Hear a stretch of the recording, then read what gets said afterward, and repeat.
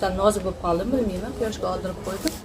So'radim Dilor opamdan nima qiling. Bo'yingiz tarama polvota? Boshdan. To'xtang, boshdan. To'g'rilar-ku. Ha, qiz. Ha. Kitazandan olgan natijamni aytaman. Qizlar yozda issiqda quyoshga oldirib qo'ydim. Dilor opamdan so'rasam, mana shunaqa bo'ldi deb avvaliga chaqdi deb o'yladim, e'tibor bermadim. Qizarib Birinchi ketgan, kun bo'yingiz.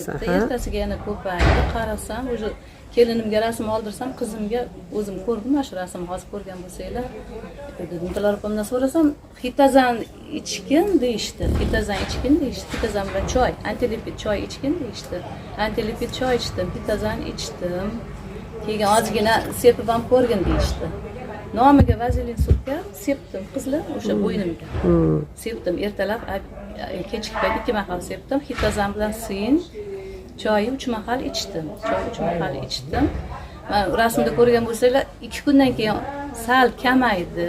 3-kun umuman hech narsa qolmadi. 3 kunda. E'tibor bergan bo'lsanglar, uchi yiringlagandi ham, qichishi ham boshlagandi.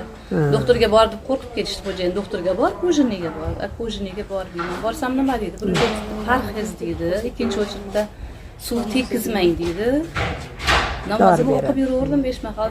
Aynan mast tortadigan joy. 5 mahal namozimni o'qib yuraverdim. 5 kunda olgan natijam mana shu ko'rgan bo'lsanglar. Hozir o'ta sal anaqa bor. Hozir ko'rsanglar hech narsa qolmagan, dog'am qolmagan, hech narsa qolmagan. Kitazanni olgan natijam. Endi bu hitazan organizmingizga qancha joylaringizni ham hali tozalab tashlagan. Ichkidan tozalaganda bu.